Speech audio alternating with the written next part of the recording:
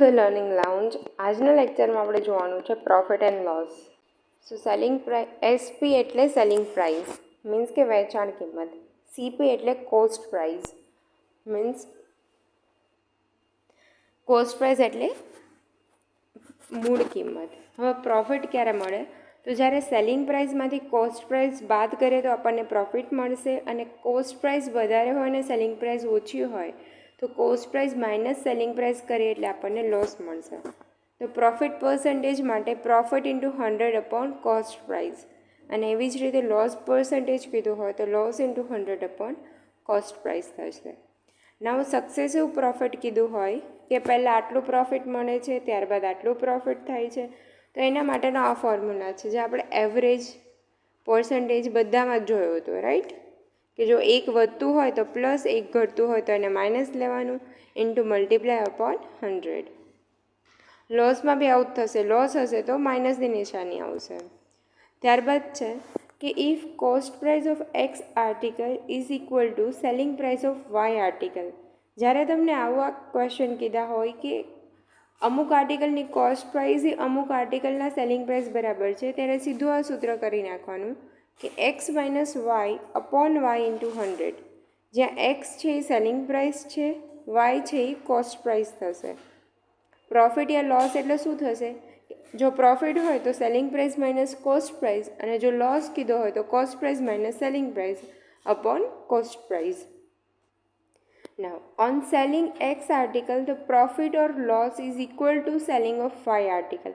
અહીંયા તમને બંનેની સેલિંગ કીધું છે, ઉપર સેલિંગ પ્રાઇસ અને કોસ્ટ પ્રાઇસ કીધું હતું, તો એના ઉપરથી તમે રેશિયો લઈને સેલિંગ અથવા તો કોસ્ટ પ્રાઇસ મેળવી શકતા હતા. પણ જ્યારે બંને સેલિંગ પ્રાઇસ કીધું હોય કે સેલિંગ ઓફ એક્સ આર્ટિકલ, એટલે લાઈક એવું કીધું હોય કે 11 આર્ટિકલનો જે સેલિંગ છે એ profit or loss is equal to 9 or 10 article, તો પ્રોફિટ પર્સન્ટેજ કેટલા? તો અહીંયા શું કરવાનું? સિમ્પલ ફોર્મ્યુલા છે Y into 100 upon X minus Y. જો પ્રોફિટ હોય તો માઇનસ થશે અને લોસ હોય તો નીચે પ્લસ આવશે. જે લાસ્ટવાળા આર્ટિકલ કીધું હોય કે selling of this much article, તો એના વડે એને 100 હારે મલ્ટીપ્લાય કરી દેવાનું upon X plus Y. Loss હોય તો પ્લસ થશે અને પ્રોફિટ હોય તો minus. Next, a man sells his item at profit or loss of X%. કોઈ એક માણસ પોતાની આઇટમ યા તો X% પ્રોફિટમાં યા તો X% લોસમાં વેચે છે, અને if he had sold it for rupees more, જો એને વધારે રૂપિયામાં વેચેલી હોત તો એને આટલા ટકા લોસ યા તો આટલા ટકા પ્રોફિટ થયો હોત. આ ઉપરથી તમને કોસ્ટ પ્રાઇસ ફાઇન્ડ કરવાની કહે, ત્યારે શું કરવાનું કે જેટલા રૂપીઝ હોય એ ઉપર લખી નાખવાના અપોન જે તમને લોસ યા પ્રોફિટ જે બી કીધું હોય એનો ડિફરન્સ લઈ લેવાનો. જો પ્રોફિટ કીધું હશે, એક પ્રોફિટ અને એક લોસ હશે તો એડિશન થશે. યા તો બંને પ્રોફિટ યા તો બંને લોસ હોય તો સબસ્ટ્રેક્શન થાય. મીન્સ લાઈક તમને એમ કીધું છે કે એક માણસ આટલી કોઈ આઇટમને X% પ્રોફિટ યા લોસમાં વેચે છે, તો એને વેચે છે, જો એને વધારે પૈસામાં વેચેલી હોત તો એને આટલા ટકા પ્રોફિટ યા તો આટલા ટકા લોસ થયો હોત. આવો ક્વેશ્ચન પૂછાય ત્યારે તમારે નોર્મલ જેટલા રૂપીઝ કીધા હોય એટલા રૂપીઝ ઇન્ટુ 100 અપોન જે તમને પર્સન્ટેજ આપેલા છે એમનો ડિફરન્સ લેવાનો. પણ જ્યારે એક પ્રોફિટ અને એક લોસ હોય તો એડિશન થશે, બંને પ્રોફિટ યા તો બંને લોસ હોય તો સબસ્ટ્રેક્શન થશે. Next, dishonest shopkeeper.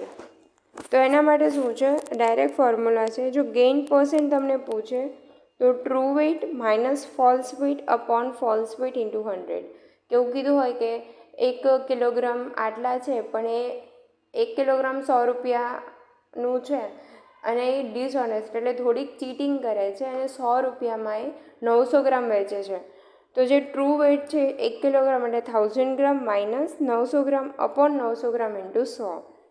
અને જો એરરવાળું હોય કે કોઈ મેથેમેટિકલ કેલ્ક્યુલેશનવાળું હોય કે 46 લેવાના હતા એના જગ્યાએ આ થઈ ગયા, તો એમાં આવશે error upon true value minus error into 100.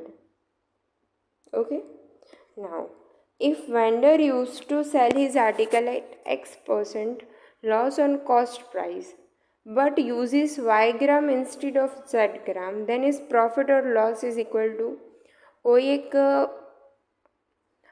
વ્યક્તિ જે વેચાણ કરે છે એના આર્ટિકલને એની કોસ્ટ પ્રાઇસના X% લોસ ઉપર વેચે છે. હવે વાય ગ્રામ વાપરવાની જગ્યાએ ઝેડ ગ્રામ વસ્તુ વેચે છે, તો પ્રોફિટ અથવા તો લોસ કેટલું? તો આમાંથી જેટલા ટકા લોસ યા પ્રોફિટ પર વેચતો હોય ને એને 100માંથી માઇનસ કરી દેવાનું, મલ્ટીપ્લાય બાય જેટલા ગ્રામ વેચવાનું હોય એના હારે મલ્ટીપ્લાય કરીને ડિવાઈડ કરવાના જે ગ્રામ એ વેચતો હોય. લાઈક 100 ગ્રામ વેચવાનું હોય એની જગ્યાએ 90 ગ્રામ વેચતો હોય તો 100 માઇનસ જેટલા પર્સન્ટ એ લોસ હોય એ મલ્ટીપ્લાઈડ બાય 90 ગ્રામ વેચવાનું છે, બટ એ વેચે છે 80 ગ્રામ. યા તો 100 ગ્રામ વેચવાનું હોય ને 80 ગ્રામ વેચતો હોય તો જેટલા ગ્રામ વેચવાનું હોય એના હારે મલ્ટીપ્લાય ડિવાઇડેડ બાય જેટલા ગ્રામથી વેચતો હોય એ -100, એટલે તમને પ્રોફિટ ઓર લોસ પર્સન્ટ મળી જશે.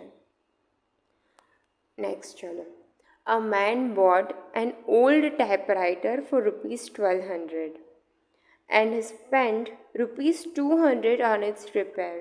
He sold it for ₹1680. The her profit percentage, her or his. એક માણસે એક ઓલ્ડ ટાઈપરાઇટર 1200 રૂપિયામાં ખરીદ્યું અને 200 રૂપિયાના રિપેરિંગ માટે ખર્ચો કર્યો. તો અહીંયા એનો ટોટલ કોસ્ટ કેટલો થઈ ગયો? 1200 + 200 એટલે 1400, અને હવે એ 1680માં વેચે છે. તો હવે એનો પ્રોફિટ પર્સન્ટેજ કેટલા? તો અહીંયા તમને કોસ્ટ પ્રાઇસ મળી ગઈ છે, સેલિંગ પ્રાઇસ આપેલી છે, તો પ્રોફિટ બરાબર selling price minus cost price, ને પ્રોફિટ પર્સન્ટ એટલે કે profit multiply by 100 divided by cost price. અહીંયા તમને પ્રોફિટ મળશે 20% here, right. Now next question છે કે if cost price of 20 book, બેઝ બુકની cost price is same as a selling price of 25 books, તો લોસ પર્સન્ટ કીધું છે. તો અહીંયા સેલિંગ પ્રાઇસ બરાબર શું થશે? 25, કોસ્ટ પ્રાઇસ 20. તો હવે લઈ લો, લોસ પર્સન્ટ કીધું હોય તો cost price minus selling price થશે. તો 25 minus 20 upon 20 is equal two into 100, તો 20%. સોરી ગાઈઝ, અહીંયા એક મિસ્ટેક છે, જો આનું આવી રીતે થશે, like cost price of 20 books is equal to selling price of 25. તો સેલિંગ પ્રાઇસ અહીંયા નીચે આવશે, તો cost price upon selling price is equal to 25 upon 20. તો આ જે 25 છે આપણી કોસ્ટ પ્રાઇસ થશે. Okay, so guys here cost price બરાબર 25 થશે, સેલિંગ પ્રાઇસ બરાબર 20. તો લોસ પર્સન્ટ એટલે cost price minus 25, 25 minus 20 divided by cost price into 1. હરકી રીતે લખીએ આપણે, બરાબર. એક ફોન્ટ સાઇઝ હજી બનાવો. This is our cost price, this is our selling price. Loss percent બરાબર cost price minus selling price divided by cost price into 100. તો અહીંયા આવશે 5, 25 ચોક 20, 4 5 સોરી હા 4 5 are 20. તો 20% is our loss percent. Now next, the cost price of book is 150 rupees. At what price should it be sold to gain 20%? બુકની cost price 20% છે. હવે એને કેટલા રૂપિયા વેચવી જોઈએ કે આપણને 20% પ્રોફિટ મળે? અહીંયા પ્રોફિટ પર્સન્ટ આપી દીધા છે. આ સૂત્ર યાદ ના રાખવું હોય તો આપણે એવું લખી શકીએ કે profit percent is equal to profit into 100 divided by 100. તો પ્રોફિટ બરાબર શું થાય? Selling price minus cost price. તો 100 ઇન્ટુ પ્રોફિટ પર્સન્ટ. એક મિનિટ. ઓકે ગાઈસ, તો સૂત્ર છે અહીંયા કે selling price is equal to cost price into 100 plus profit percent upon 100. તો અહીંયા જે 100માં પ્રોફિટ પર્સન્ટ એડ કરી દેવાના પછી સાદું રૂપ આપવાનું. બટ આપણે જે આપણું કહેવાય ને કે જૂનું સૂત્ર છે એ ઉપરથી ટ્રાય કરીએ, એ ઉપરથી બી થઈ જતું હોય. લાઈક પ્રોફિટ પર્સન્ટેજ હું શોર્ટમાં લખું છું કેમ કે સ્પેસ બહુ ઓછી છે. Profit percent is equal to profit into 100 divided by cost price. તો અહીંયા પ્રોફિટ પર્સન્ટ આપણને 20 મળ્યા છે. આ કોસ્ટ પ્રાઇસ આમ જશે તો 20 ઇન્ટુ 150 ડિવાઇડેડ બાય 100. તો 0 0 0 15 ટુ ઝા 30. સો આપણને શું મળ્યું? 30 ઇઝ ઇક્વલ ટુ પ્રોફિટ. હવે પ્રોફિટ બરાબર શું થશે? Selling price. Yes, profit is equal to selling price minus cost price. અહીંયા તમને પ્રોફિટ 30 મળ્યા છે. હવે અહીંયા કોસ્ટ પ્રાઇસ છે 150. 150 આ સાઈડ આવશે તો plus 150 plus 30 is equal two 180. Okay, આ સૂત્ર ઉપરથી બી તમે કરી શકો છો. આ સૂત્ર યાદ ના રાખવું હોય તો. Okay, moving to next. ચલો, oranges are bought at the rate of 743. 7 ઓરેન્જીસ 3 રૂપિયામાં મળે છે. એટ વોટ રેટ પર 100 must be sold to gain 33%. હવે 100 ઓરેન્જીસને કેટલા રૂપિયામાં વેચીએ તો આપણને 33% પ્રોફિટ મળે. અહીંયા પહેલાં તમને કીધું છે કે 7 ઓરેન્જ ફોર 3 રૂપીસ. તો એક ઓરેન્જની પ્રાઇસ મેળવી લઈએ. એક ઓરેન્જ આપણને 3/7 રૂપીસમાં મળે. તો 100 ઓરેન્જ આપણને 300/7 રૂપીસમાં મળે. હવે 100% એ 300/7 તો આપણને 33% પ્રોફિટ જોઈએ છે. તો 133% બરાબર કેટલા?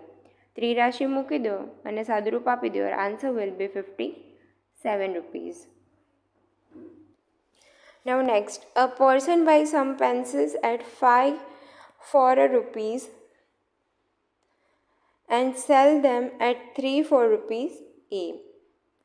His gain percent will be, જો અહીંયા રૂપીઝ એટલે 1 રૂપીસમાં. તો અહીંયા પહેલાં તમને એક સૂત્રની રીત છે, ફોર્મ્યુલા છે કે A બરાબર 5 લઈ લ્યો, X બરાબર 1 રૂપીસ અને ત્યારબાદ 3 પેન્સિલ ફોર રૂપી એટલે 1 રૂપિયામાં. રૂપી મીન્સ 1 રૂપીસ લેવાનું. B બરાબર 3 અને Y બરાબર 1. હવે મલ્ટીપ્લાય કરી નાખવાનું.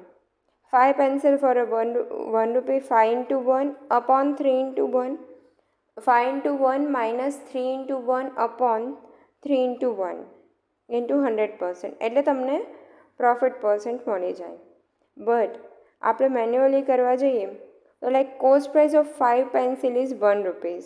ત્યારબાદ અહીંયા શું કીધું છે ક્વેશ્ચનમાં કે person buy pencils at 5 for rupees 1. હવે 5 પેન્સિલ 1 રૂપિયામાં લે છે અને સેલ ધેમ 3 ફોર 1 એટલે 3 પેન્સિલને 1 રૂપિયામાં વેચે છે. તો કોસ્ટ પ્રાઇસ બરાબર 5 pencil for rupees 1, selling price of 3 pencil for rupees 1. તો 5 પેન્સિલની સેલિંગ પ્રાઇસ કેટલી હશે? 5/3. તો પ્રોફિટ પર્સન્ટ આપણે કીધું હોય તો selling price minus cost price એટલે 5/3 માઇનસ 1 અપોન 1. એનું સિમ્પ્લિફિકેશન કરી દો. Answer will be 66 2/3. Next, ABC enters into a partnership. A contributes rupees 3,20,000 for 4 months. B contributes 5,10,000 for 3 months and C for 5 months rupees 2,70,000. Total profit is rupees 1,24,000. Then A's share in a profit. અહીંયા total પ્રોફિટમાં mistake છે. Total profit આવશે 1,24,800. હવે અહીંયા એવું કીધું છે કે ABC એ ત્રણેય પાર્ટનરશિપમાં આવે છે. એમાં એનું કોન્ટ્રીબ્યુશન છે 3,20,000 4 મહિના માટે, બી છે એ 5,10,000 3 મહિના માટે આપે છે અને સી છે એ 2,70,000 5 મહિના માટે આપે છે. તો પહેલાં આમનો રેશિયો સરખો કરવા માટે મીન્સ ટોટલ એમની વેલ્યુ કેટલી છે તો એના જેટલા રૂપીસ છે એને 4 મંથ હારે મલ્ટીપ્લાય કરો, બીનું જે છે 5,10,000 ઇન્ટુ 3 અને સીનું છે 2,70,000 ઇન્ટુ 5. હવે આ બધાનો રેશિયો લઈ લેવાનો. રેશિયો લઈને જેટલું કોમન નીકળતું હોય બધું કાઢીને મેક્સિમમમાંથી મિનિમમ નંબરમાં લઈ આવવાનું. જેટલું ઉઠતું હોય એટલું બધું કોમન કાઢી દેવાનું. પછી આપણને લાસ્ટમાં આમનો આખો રેશિયો જે આ છે એ શોર્ટ ફોર્મમાં આવું મળશે 128:153:135. હવે આનો તમે ટોટલ કરશો તો મળશે 416. હવે આપણને એનો શેર કીધો છે ટોટલ પ્રોફિટમાંથી, તો ટોટલ પ્રોફિટ છે 1,24,800. એનો શેર છે 128. તો આપણે આગળ એવરેજમાં જોયું હતું કે જ્યારે ટોટલ પ્રોફિટ કીધો હોય તો એનો જે રેશિયો હોય ડિવાઈડ બાય ટોટલ ઇન્ટુ જે પ્રોફિટ થતો હોય એ. તો એનો શેર કેટલો થશે 128 ડિવાઇડેડ બાય 416 મલ્ટીપ્લાઇડ બાય જે પ્રોફિટ છે. તો અહીંયા તમને આન્સર મળી જશે. હવે જો બીનો શેર કીધો હોય તો 135 ડિવાઇડેડ બાય 416 મલ્ટીપ્લાઇડ બાય 1,24,800. એવી જ રીતે સીનો પણ મળી જશે. નાઉ next a balance of trader weighs 20% less than it should be. Still, trader markup is good to get profit of 35%. What is markup on cost price? જ્યારે તમને 2% આપેલા છે તો સિમ્પલ આપણે જે હતું એ કે જો પ્રોફિટ હોય યા ઇન્ક્રીઝ થતો હોય તો પોઝિટિવ લેવાનું, ડિક્રીઝ થતું હોય યા લોસ થતો હોય તો એને નેગેટિવ લઈ બંનેનો મલ્ટીપ્લાય અપોન 100. ઓકે, તો answer will be 8%. Next, by selling an article for ₹240, a man incur a loss of 10%. હવે 240 વેચે છે કોઈ આર્ટિકલ ત્યારે એને 10% લોસ થાય છે, તો આપણે એવું કહી શકીએ 240 ઇઝ ઇક્વલ ટુ 90%. હવે એને કેટલી પ્રાઇઝે વેચે તો એ 20% પ્રોફિટ મેળવશે. તો સિમ્પલ છે, ત્રિરાશિ મૂકી દેવાની કે 90% 240 તો 120 એ કેટલા? તો your answer will be ₹320. Okay, next, a tradesman allow a discount of 15% on a marked price. How much above must he mark his good as to gain 19%? હવે એક ટ્રેડમેન છે, વેપારી છે કે જે એની માર્ક પ્રાઇસ ઉપર 15% ડિસ્કાઉન્ટ આપે છે. હવે એ કેટલા પૈસે મીન્સ કે કેટલા રૂપીઝમાં વેચવું જોઈએ તો હવે એને માર્ક પ્રાઇસ કેટલી વધારે રાખવી જોઈએ કે એને 19% પ્રોફિટ મળે. લાઈક 100 રૂપિયા માર્ક પ્રાઇસ છે તો એ 100માં 15% ડિસ્કાઉન્ટ આપે છે તો પણ એ 19% પ્રોફિટ મેળવે છે. તો પહેલાં અહીંયા કોસ્ટ પ્રાઇસ આપણે ધારી લઈએ કે ધારો કે કોસ્ટ પ્રાઇસ એક્સ છે, સેલિંગ પ્રાઇસ આપણને 19% પ્રોફિટ મેળવવાનું છે તો 119 રાખી દઈએ. હવે માર્ક પ્રાઇસ ઇઝ ₹X. હવે અહીંયા આપણે માર્ક પ્રાઇસ ધારી લીધી છે, કોસ્ટ પ્રાઇસ ઓર માર્ક પ્રાઇસ વોટ એવર. હવે એના 15% ડિસ્કાઉન્ટ મળે છે તો પણ એને 19% પ્રોફિટ થાય છે. તો જે આપણે માર્ક પ્રાઇસ એક્સ ધારી, માર્ક પ્રાઇસ ઓર કોસ્ટ પ્રાઇસ જે આપણે એક્સ ધારી છે એક્સના 85% બરાબર 119 લઈ શકીએ. 15% ડિસ્કાઉન્ટ એટલે વધ્યા 85%. એના બરાબર આપણે 19% પ્રોફિટ થયો એટલે 119. એનું સિમ્પ્લિફિકેશન કરો એટલે આપણને એક્સ બરાબર 140 મળે. તો અહીંયા 40 એક્સ્ટ્રા છે તો એ શું છે?